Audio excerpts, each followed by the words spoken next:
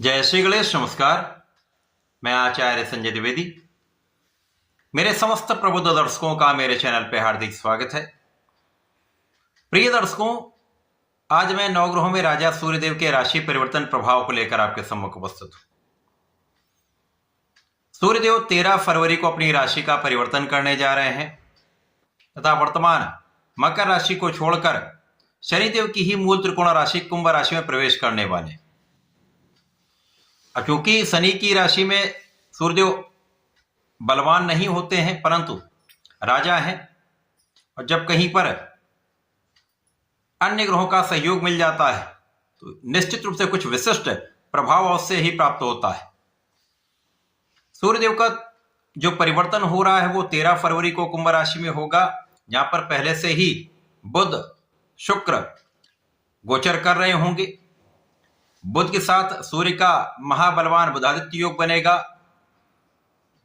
शुक्र के साथ रवि शुक्र योग का निर्माण होगा, परंतु इन सब योगों के बीच में सूर्य का राहु के साथ भी युति प्रभाव होगा, जिसका कुछ नकारात्मक परिणाम भी अवश्य ही प्राप्त होने वाला है। प्रिय दर्शकों, आज मैं मेष राशि के लिए नवग्रहों में राजा सूर्यदेव के इस राशि परिवर्तन का, इस राशि परिवर्तन से मिलने वाले लाभ का अथवा कहीं पर कोई समस्या या अवरोध है तो उसका क्या निराकरण है, संपूर्ण विश्लेषण मैं पूर्ण तर्क के साथ करने जा रहा हूं। प्रिय दर्शकों, इस राशिफल को आप अपने लग्न तथा राशि दोनों के अनुसार देख सकते हैं। मेष राशि के स्वामी मंगल है। मंगल और सूर्य का अतिमित्र का भाव है। यदि हम यहां पर अवलोकन करें तो सूर्यदेव मेष राशि के आपके पंचम भाव के स्वामी है।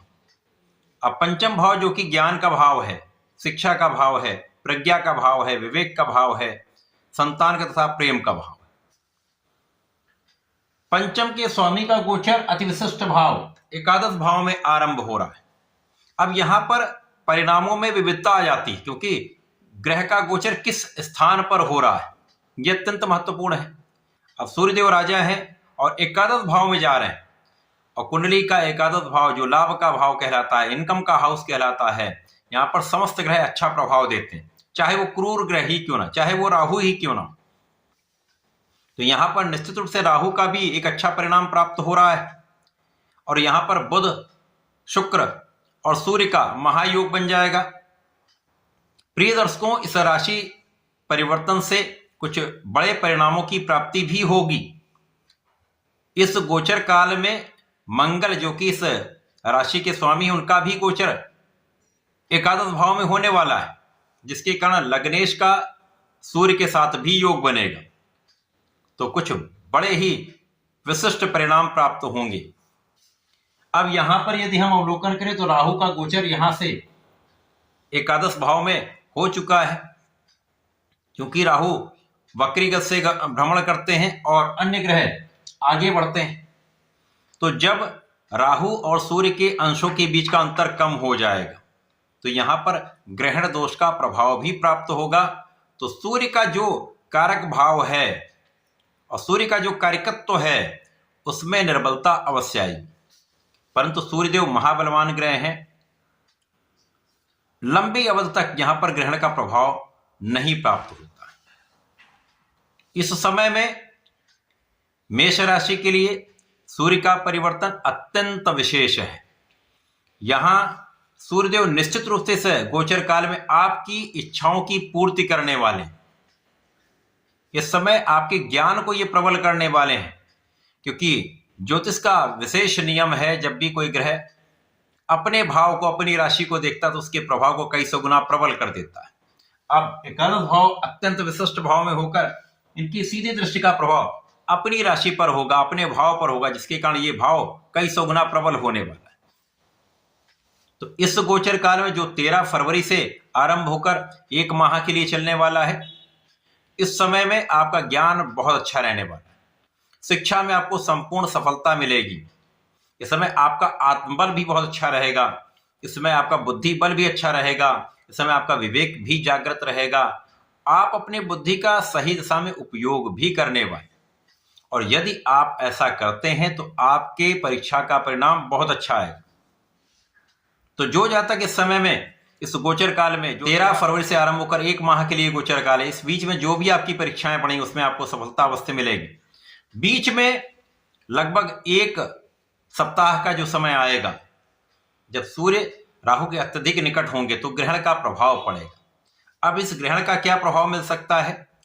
इस समय में या तो आपका आत्मबल अधिक हो जाएगा, ओवर कॉन्फिडेंस आ जाएगा, अथवा आपका कॉन्फिडेंस लो हो जाएगा।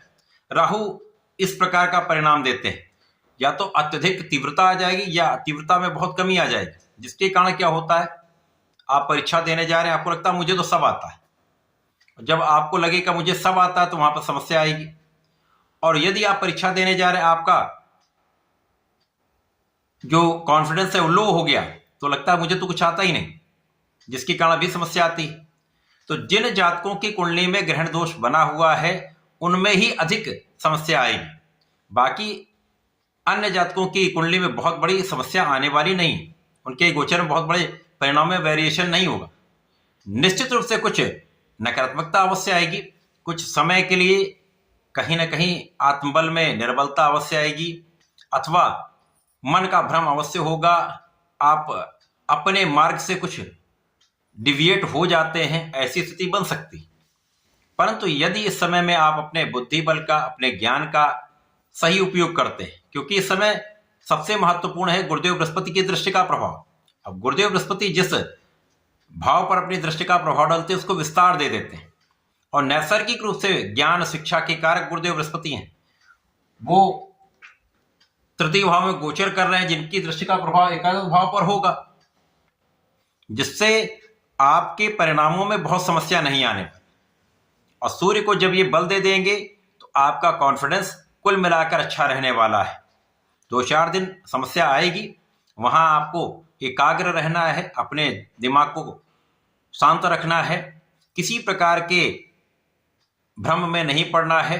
तो इस समय में आप अपने ज्ञान का सही उपयोग करके लाभ लेने वाले। इस गोचर काल में ऐसी स्थितियां बन रही हैं, इस पूरे 30 दिन के गोचर काल में जो जातक सरकारी नौकरी के लिए प्रयास कर रहे हैं उनका काम निश्चित रूप से बन सकता है।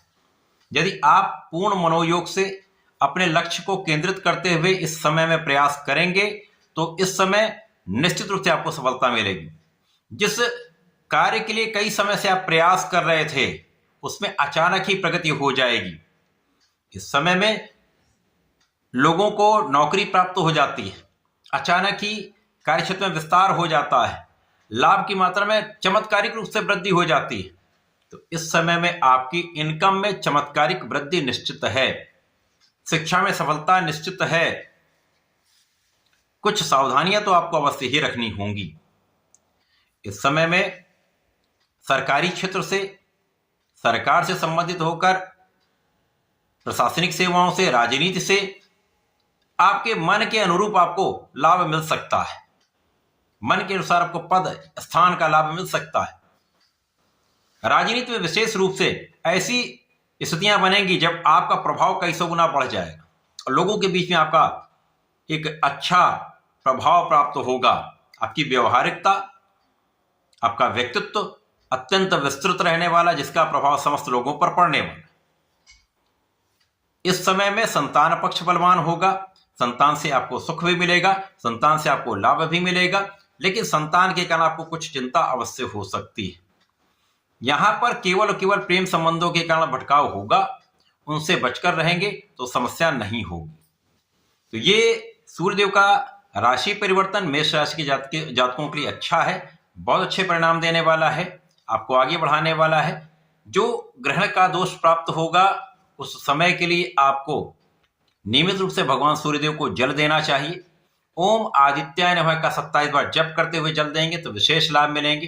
तथा नियमित रूप से भगवान भोलेनाथ की आराधना करें, नमः शिवाय का 1 माला का जप नित्य करें तथा हनुमानाष्टक और हनुमान चालीसा का नित्य पाठ करते हैं। संध्या के समय पाठ करेंगे, यदि संकल्प लेकर करेंगे तो विशेष रूप से ये आपके लिए अत्यंत श्रेयस्कर रहेगा, विशेष लाभ प्राप्त होंगे।